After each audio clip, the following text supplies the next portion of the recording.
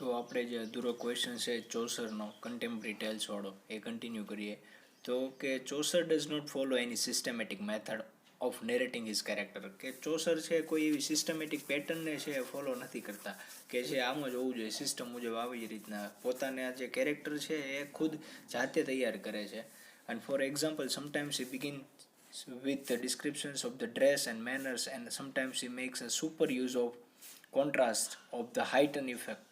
અને એટલા જ માટે કે એક્ઝામ્પલ તરીકે સમટાઇમ્સ એ ક્યારેક ઘણી વખત છે એ ડિસ્ક્રિપ્શન બતાવે છે ડ્રેસીસ કે એને જે કપડાં હોય એ અને એની જે મેનર્સ હોય એ સમયની એ બતાવે છે. અને ઘણીવાર એ શું બતાવે છે તો કે કોન્ટ્રાસ્ટ બતાવે વધારે પડતો જે સુપર યુઝ કર્યો હોય એવી રીતના કે જે જુદાપણું બતાવે ઘણી વખત.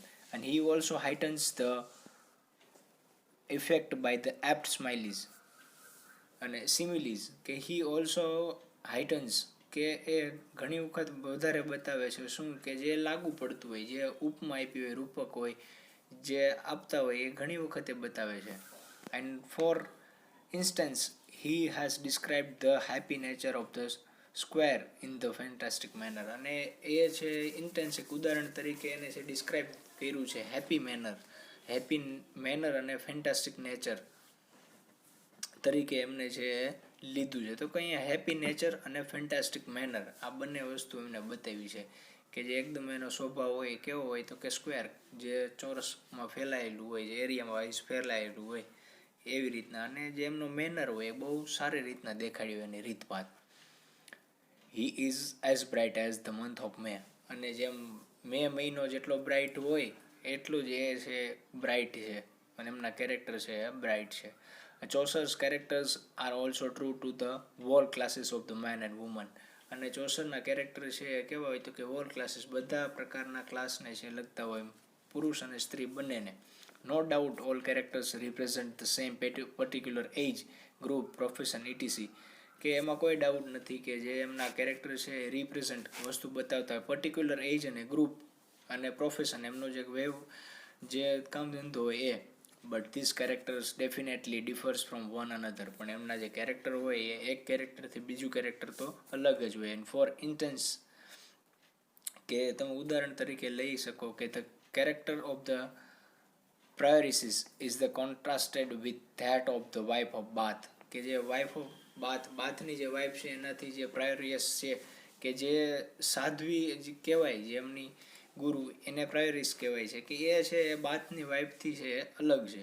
In short Chaucer's characters are types old and individual. કે જે ચોસરના કેરેક્ટર છે એ બધી પ્રકારના હોય છે ને કેવા તો કે ઇન્ડિવિજ્યુઅલ હોય જે દરેક પોતાની જાતે કંઈક વસ્તુ બતાવતા હોય.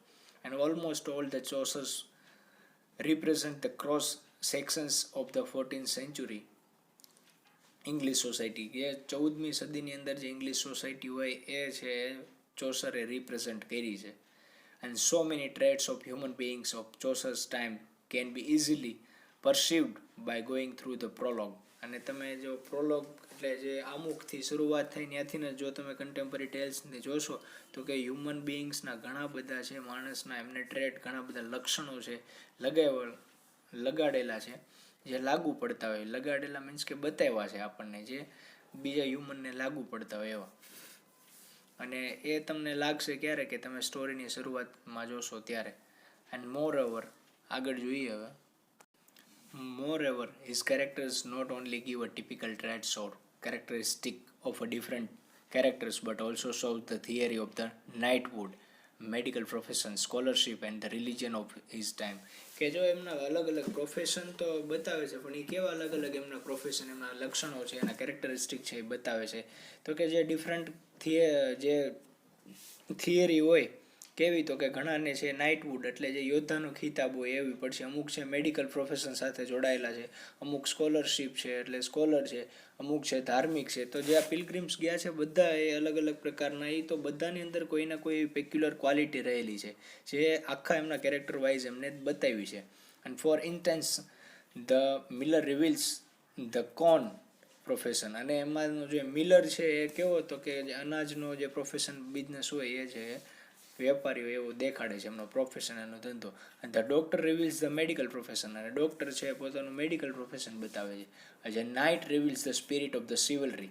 અને જે નાઇટ જે યોદ્ધા હોય એ કેવી સ્પિરિટ બતાવે તો સિવિલરી જે બહાદુરીની જે સ્પિરિટ હોય એ બતાવે છે, જુસ્સો છે એ બતાવે છે. યોદ્ધાની બહાદુરીને સિવિલરી કહી શકો તમે.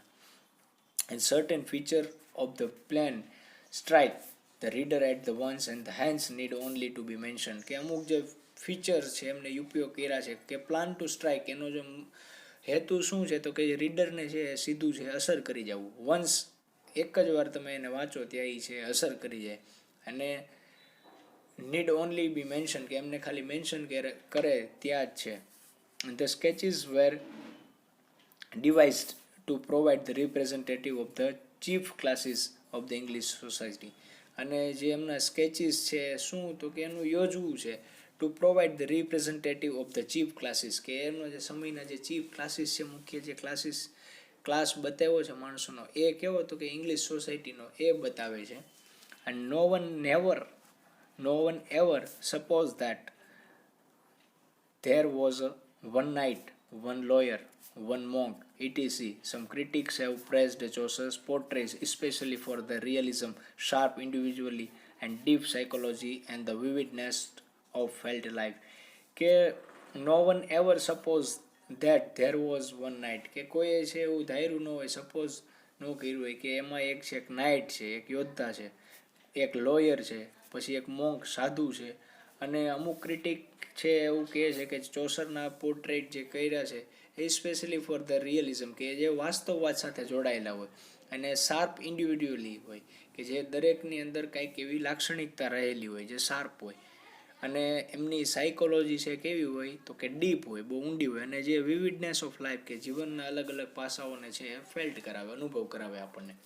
And the noblest and the lowest class of laborers are not included in the prologue, as it was not the convenient of them and travel in the fashion. કે the noblest and the lowest class of labor કે જે નીચા કક્ષાના જે labour હોય, મજૂર હોય, એમને છે પ્રોલોગ ટુ ધ કન્ટેમ્પરરી ટેલ્સમાં છે ચોસરે છે એડ નથી કર્યા, કારણ કે એ છે નોટ કન્વિનિયન્ટ કે જે અનુકૂળ નથી આની માટે, ટ્રાવેલ માટે અને ફેશન માટે. ફેશન ગ્રુપ હોય એમનું આખું, એના માટે અનુકૂળ નથી. એટલા માટે ચોસરે એ ગ્રુપને છે એ કન્વિનિયન્ટ છે નથી સમજતા, એ અનુકૂળ નથી સમજતા.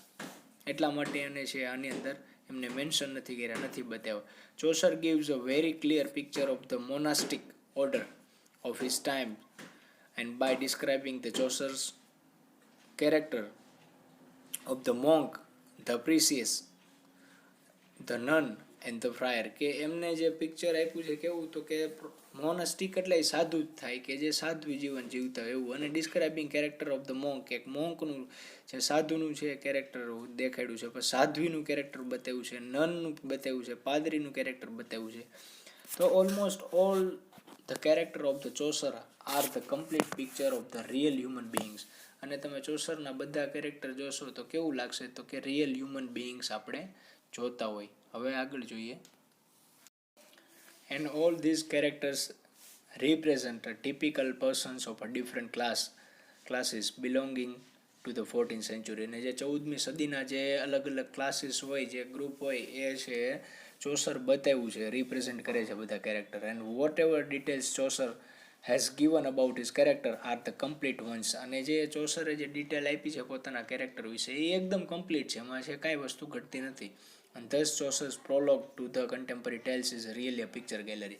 એટલા જ માટે છે બધા ક્રિટિક અને આપણે છે કહી શકીએ જે ચોસરનું જે prologue to the contemporary tales છે એ કેવું છે તો કે રિયલી પિક્ચર ગેલેરી કે એક પિક્ચરની ગેલેરી હોય, એક આર્ટ ગેલેરી હોય એની જેવું છે. તો અહીંયા છે આપણો આ ચોસરનો ક્વેશ્ચન છે પૂરો થાય છે. નેક્સ્ટ ક્વેશ્ચન છે નેક્સ્ટ લેક્ચરમાં જોઈએ.